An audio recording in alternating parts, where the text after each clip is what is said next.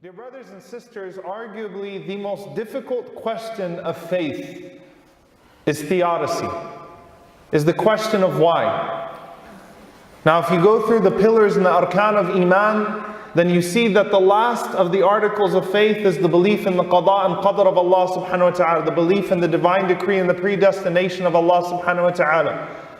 But that is the pillar, as Abdullah bin Abbas radiallahu anhu says, that if a person establishes it, then they establish their tawheed, and if a person destroys it, then they destroy their tawheed.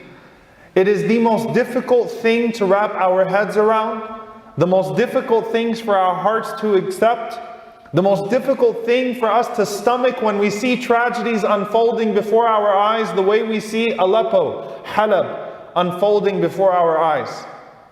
And quite frankly, without the belief in Allah and without the belief in the Akhirah, the belief in the hereafter, nothing makes sense. Nothing makes sense.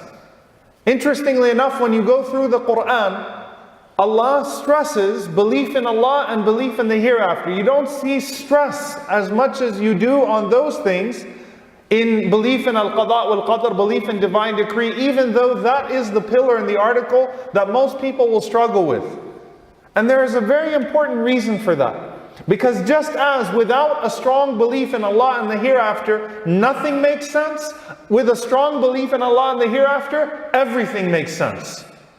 Everything is digestible. Everything is acceptable. Everything is tranquil.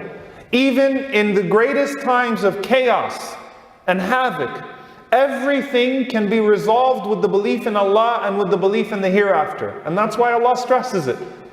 When Allah subhanahu wa ta'ala says, "Man amana billahi wal yawm al-akhir," whoever believes in Allah and the last day, everything comes in between those two. So He sends His angels to His messengers with messages to preach the belief in Allah and the belief in the hereafter. And that resolves the problem of that question.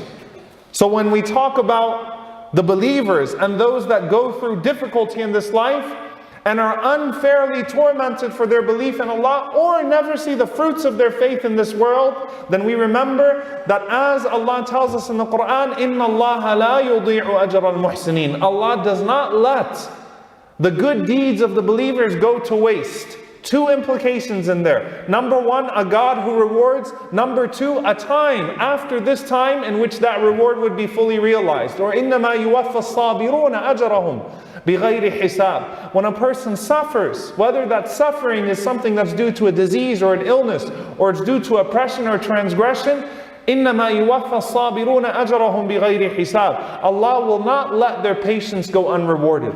Allah will reward their patience in ways that cannot be quantified. But then what about on the other side, those that transgress and the oppressors? وَلَا تَحْسَبَنَّ اللَّهَ غَافِلًا عَمَّا يَعْمَلُ الظَّالِمُونَ. Do not think that Allah is unaware of what the oppressors do. إِنَّمَا يُؤَخِّرُهُمْ لِيَوْمٍ. Allah delays them to a day. As the Prophet ﷺ says, إِنَّ اللَّهَ لَيُمْلِي لِلظَّالِمِ حَتَّى إِذَا أَخَذَهُ لَمْ يُفْلِتْهُ. That Allah delays the oppressor until He snatches him and He never lets him go.